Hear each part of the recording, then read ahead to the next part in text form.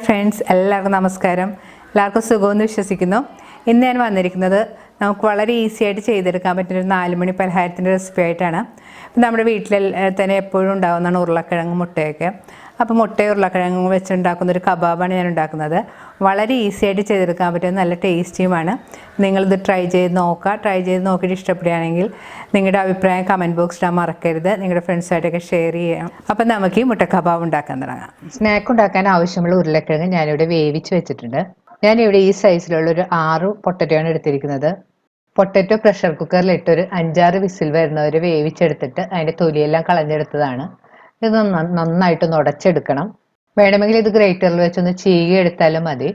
ഇത് പൊടിച്ചെടുക്കുമ്പോഴത്തേക്ക് നന്നായിട്ട് കട്ടയില്ലാതെ തന്നെ പൊടിച്ചെടുക്കണം. നല്ലതുപോലെ പൊടിച്ചെടുത്താൽ മാത്രമേ മുട്ടയുടെ പുറത്ത് ഉരുളക്കിഴങ്ങ് വെച്ച് നന്നായിട്ട് പൊതിഞ്ഞെടുക്കാൻ പറ്റുകയുള്ളൂ. ഉരുളക്കിഴങ്ങ് ഇപ്പോൾ നല്ലതുപോലെ ഉടച്ചെടുത്തിട്ടുണ്ട്. ഇനി ഇതിലേക്ക് ഒരു ചെറിയ സവാള ചെറുതായിട്ട് ചോപ്പ് ചെയ്തത്, ഒരു പിടി മല്ലിയില ചെറുതായിട്ട് അരിഞ്ഞത്, 1 ടീസ്പൂൺ ഇഞ്ചി ചെറുതായിട്ട് അരിഞ്ഞത്, 2 പച്ചമുളക് ചെറുതായിട്ട് അരിഞ്ഞത് ചേർത്തൊന്ന് കൈകൊണ്ട് വീണ്ടും നന്നായിട്ട് മിക്സ് ചെയ്ത് യോജിപ്പിക്കണം. പച്ചമുളകൊക്കെ നിങ്ങളുടെ എരിവിൻ്റെ പാകത്തിനനുസരിച്ച് ചേർത്ത് കൊടുക്കാം. ഇപ്പോൾ കുട്ടികൾക്കൊക്കെ കൊടുക്കാനാണെങ്കിൽ അധികം പച്ചമുളക് ചേർക്കാതിരിക്കുകയാണ് നല്ലത്. ഇനി ഇതിലേക്ക് പാകത്തിനുള്ള ഉപ്പുപൊടി ചേർത്ത് കൊടുക്കാം. ഇനി ഇതിലേക്ക് 1/2 ടീസ്പൂൺ മുളക് പൊടിയും 1 ടീസ്പൂൺ ഗരം മസാലപ്പൊടിയും കൂടി ചേർത്ത് കൊടുക്കണം. മുളക് പൊടിയെല്ലാം നിങ്ങളുടെ എരിവിൻ്റെ പാകത്തിനനുസരിച്ച് ചേർത്ത് കൊടുക്കാം. ഇനി ഇതിലേക്ക് ഒരു 1/4 ടീസ്പൂൺ ചെറിയ ജീരകം കൂടി പൊടിച്ച് ചേർത്ത് കൊടുക്കാം. ജീരകപ്പൊടി ഓപ്ഷണലാണ്, നിങ്ങൾക്ക് ഇഷ്ടമുണ്ടെങ്കിൽ ചേർത്താൽ മതി. പൊടികളെല്ലാം ചേർത്തതിന് ശേഷം വീണ്ടും നന്നായിട്ട് കൈകൊണ്ട് മിക്സ് ചെയ്ത് യോജിപ്പിക്കണം. ടേസ്റ്റ് ചെയ്ത് നോക്കിയിട്ട് ഉപ്പെല്ലാം നിങ്ങളുടെ ആവശ്യത്തിനനുസരിച്ച് ചേർത്ത് കൊടുക്കാം. ഞാനിവിടെ ഒരു 4 മുട്ട പുഴുങ്ങി വെച്ചിട്ടുണ്ട്. ഈ മുട്ട നമുക്കൊന്ന് കട്ട് ചെയ്തെടുക്കണം. ഞാൻ ഇതുപോലെ ഒരു നൂല് ഉപയോഗിച്ചിട്ടാണ് കട്ട് ചെയ്തെടുക്കുന്നത്. അപ്പം നല്ല ഷേപ്പിൽ നമുക്ക് കട്ട് ചെയ്തെടുക്കാൻ പറ്റും. മുട്ട 2 കഷ്ണങ്ങളായിട്ടോ അല്ലെങ്കിൽ 4 കഷ്ണങ്ങളായിട്ടോ നമുക്ക് മുറിച്ചെടുക്കാം. അതൊക്കെ നിങ്ങളുടെ താല്പര്യം അനുസരിച്ച് ചെയ്യാം.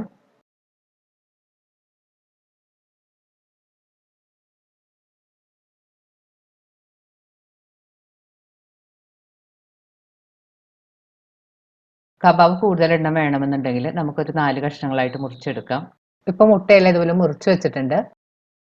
ഇനി നമുക്ക് കബാബ് ഉണ്ടാക്കാൻ തുടങ്ങാം. അതിന് മുൻപായിട്ട് കയ്യിൽ കുറച്ച് എണ്ണ തടവി കൊടുക്കണം, അല്ലെങ്കിൽ പൊട്ടറ്റോ ഒക്കെ നമ്മുടെ കയ്യിൽ ഒട്ടിപ്പിടിക്കും. ഇനി റെഡിയാക്കി വെച്ചിരിക്കുന്ന പൊട്ടറ്റോ മിക്സിൽ നിന്ന് ഒരു വലിയ ചെറുനാരങ്ങ വലുപ്പത്തിലുള്ള ഉണ്ടയായിട്ട് കയ്യിൽ വെച്ചൊന്ന് ഉരുട്ടിയെടുക്കണം.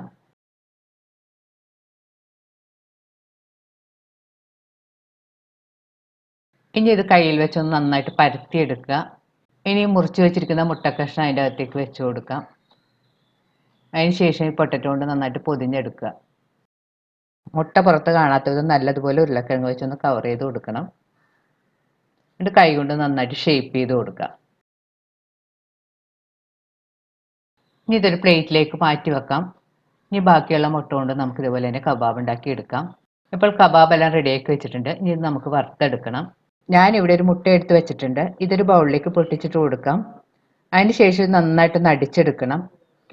ഇത് കബാബിൽ മുക്കി ബ്രെഡ് ക്രംസിൽ കോട്ട് ചെയ്തിട്ടാണ് നമ്മളിത് വറുത്തെടുക്കുന്നത്. ഇനി മുട്ട ഒന്ന് നന്നായിട്ട് അടിച്ച് പതപ്പിച്ചെടുക്കാം.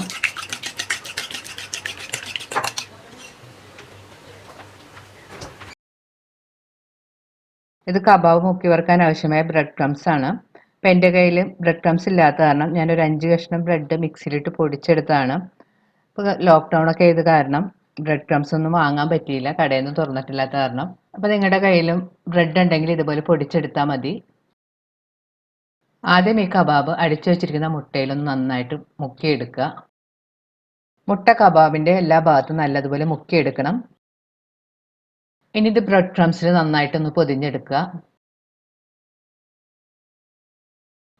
ബ്രെഡ് ക്രംസ് നന്നായിട്ട് കോട്ട് ചെയ്തെടുത്തതിന് ശേഷം വീണ്ടും ഒന്ന് കബാബ് കയ്യിൽ വെച്ച് നന്നായിട്ട് ഷേപ്പ് ചെയ്തെടുക്കണം. അതിന് ശേഷം ഇതൊരു പ്ലേറ്റിലേക്ക് മാറ്റി വെക്കാം.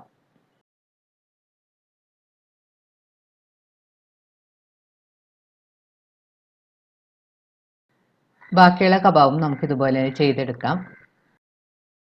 കബാബ് വറുക്കാനായിട്ട് ഒരു പാനിൽ ഞാൻ എണ്ണ ചൂടാക്കാൻ വെച്ചിട്ടുണ്ട്. എണ്ണ നല്ലതുപോലെ ചൂടായോ എന്ന് അറിയാനായിട്ട് കബാബിൻ്റെ ഒരു ചെറിയ പീസ് നമുക്ക് എണ്ണയിലേക്ക് ഇട്ട് കൊടുക്കാം. ഇപ്പോൾ എണ്ണ നന്നായിട്ട് ചൂടായി വന്നിട്ടുണ്ട്. ഇനി ആ കഷ്ണം നമുക്ക് കോരി മാറ്റാം. ഇനി എണ്ണയിലേക്ക് കബാബ് ഇട്ട് കൊടുക്കാം. കൂടുതൽ കുത്തി നിറച്ചൊന്നും ഇടരുത്. ഞാനൊരു 3 എണ്ണം വീതം ഇട്ടാണ് വറുത്തെടുക്കുന്നത്. കൂടുതൽ നിറച്ചൊക്കെ ഇട്ടിട്ടുണ്ടെങ്കിൽ നമുക്ക് മറിച്ചൊക്കെ ഇടാൻ ബുദ്ധിമുട്ടാകും. അപ്പോൾ ചിലപ്പോൾ കബാബ് പൊട്ടിയെല്ലാം പോകും. കബാബ് ഇട്ടതിന് ശേഷം സ്റ്റവ് ഒരു മീഡിയം ഫ്ലെയിമിൽ വെച്ച് വേണം വറുത്തെടുക്കാനായിട്ട്, അല്ലെങ്കിൽ കബാബിൻ്റെ പുറം പെട്ടെന്ന് കരിഞ്ഞു പോകും. കബാബ് ഇട്ടതിന് ശേഷം ഒരു 2 മിനിറ്റ് കഴിയുമ്പോൾ ഒന്ന് പതുക്കെ ഒന്ന് തിരിച്ചിട്ട് കൊടുക്കാം.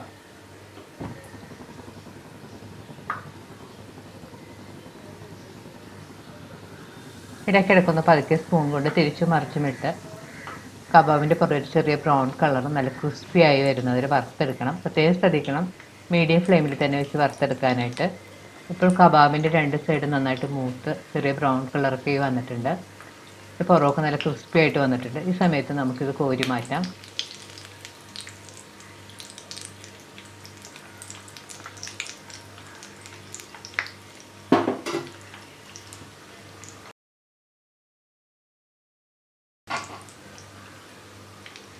ബാക്കിയുള്ള കബാബും നമുക്കിതുപോലെ തന്നെ ഉണ്ടാക്കിയെടുക്കാം.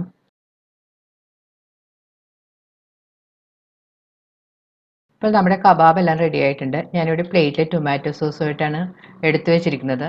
നമുക്കിത് മിൻറ്റ് ചട്നി അല്ലെങ്കിൽ ഓണിയൻ ചട്നി, ടൊമാറ്റോ ചട്നി ഇവയൊക്കെ കൂട്ടി കഴിക്കാവുന്നതാണ്.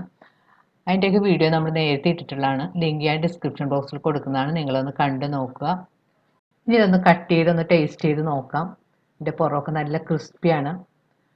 ഇനി നമുക്കിത് ടൊമാറ്റോ സോസായിട്ടൊന്ന് കഴിച്ച് നോക്കാം. നല്ല ടേസ്റ്റി ആയിട്ടുള്ളൊരു കബാബാണിത്. ഇത് ചൂടോടെ കഴിക്കുന്നതാണ് നല്ലത്. ഇത് നമുക്കൊന്ന് ടേസ്റ്റ് ചെയ്ത് നോക്കാം.